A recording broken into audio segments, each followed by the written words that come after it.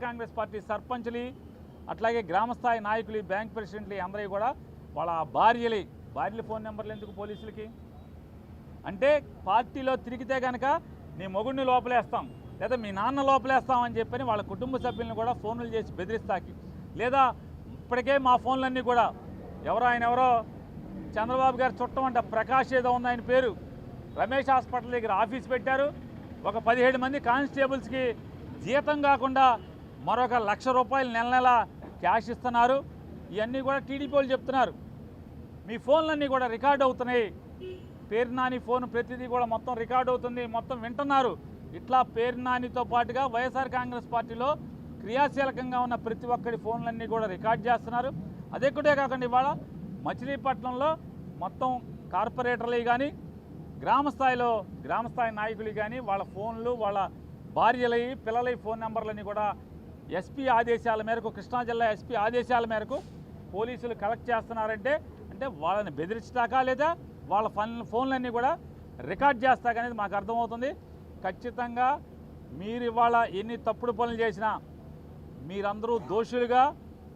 చట్టం ముందుకు తేబడేదానికి ఒక రోజు వస్తుంది అది మరొక 4 సంవత్సరాల్లో వస్తుంది అనుకుంటాం ఖచ్చితంగా అందరూ ఫేస్ చేయాలి మాత్రం గుర్తుపెట్టుకోమంటారు కొల్లు రవీంద్ర యాదగిరి వెంకట్రావు నెక్స్ట్ అరెస్ట్ అయ్యేది పేరు నాని కొడాలని మీ పేరు ప్రధానంగా తీసుకొస్తున్నారు ఎక్కడ మాట్లాడినా అదే పేరు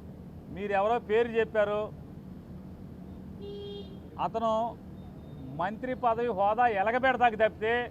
ప్రజాసేవకు కానీ మా ఊరు బాగు చేయటానికి కానీ రాష్ట్రాన్ని బాగు చేయటానికి కానీ ఎందుకు పనికి రాకుండా కేవలం లోకేష్ దగ్గర రాలిపడిన గింజలు ఏరుకుంటాకి మూటలకు అప్పచెపితే ఆ మూటల్లో రాలిపడిన నోటుల్ని జేబులో కుక్కుని సంతోషపడటానికి తప్పితే మరొక దానికి పనికిరాని మనిషి అతనికి ఛాలెంజ్ చేస్తున్నా ఇప్పటికి నవంబర్ డిసెంబర్ నుంచి మోగుతున్నావు పేరు నాని అరెస్ట్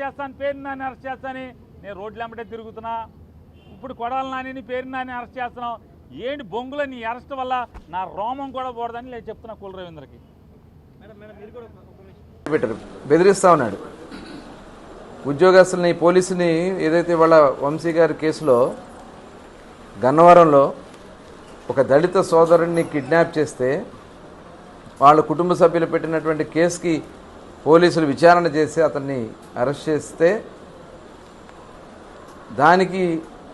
పచ్చి అబద్ధాలు మాట్లాడుతున్నాడు ముఖ్యమంత్రి మాజీ ముఖ్యమంత్రి జగన్మోహన్ రెడ్డి గారు ఏం మాట్లాడుతూ ఉన్నాడు ఆయన పోలీసులు తొత్తులుగా వ్యవహరిస్తూ ఉన్నారు వంశీ ఏం తప్పు చేయలే అందంగా ఉంటాడు కాబట్టి అరెస్ట్ చేశారు ఏంటి అందం ఏం మాట్లాడుతున్నాడు అసలు అతని మనిషి లేకపోతే ఏంటో అర్థం కాదు సప్త సముద్రాల అవతలున్నా రిటైర్ అయిపోయినా తీసుకొచ్చి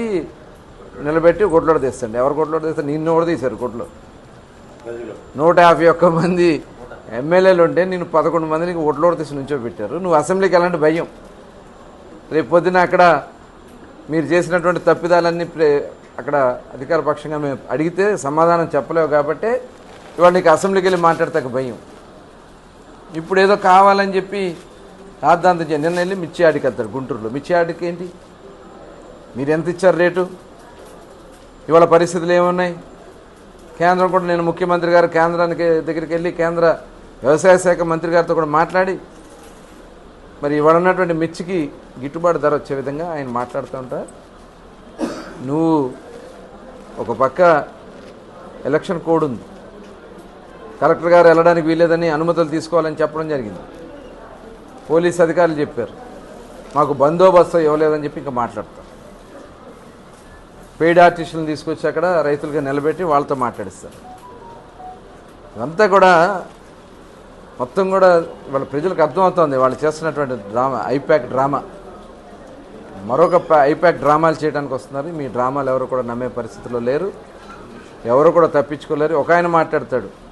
మాకు ఉద్యోగం ఉందా ఏంటి ప్రజాసేవకు ఉద్యోగం కావాలి ఏంటి బూతులు మాట్లాడతాకైతే కావాలేమో మీకు ఇవాళ ప్రజలకి బాధ్యతగా ఉన్నటువంటి మేము జవాబుదారులుగా ఉన్నాం ప్రతిపక్షంగా కూడా జవాబుదారులుగానే ఉన్నాం ఇవాళ అధికారంలో ఉన్నా కూడా మేము జవాబుదారులుగానే ఉంటాం ఖచ్చితంగా ఈ జిల్లా అభివృద్ధిలో మేమందరం కూడా సమిష్టిగా మా నాయకత్వం మొత్తం కూడా సమిష్టిగా పనిచేసి జిల్లాని మళ్ళీ ఏదైతే మనం పోగొట్టుకున్నటువంటి పరువును నిలబెట్టడమే కాకుండా రాష్ట్రంలో ఒక ప్రధానమైనటువంటి జిల్లాగా నిలబెడతామని కూడా తెలియజేస్తాం. Thank you.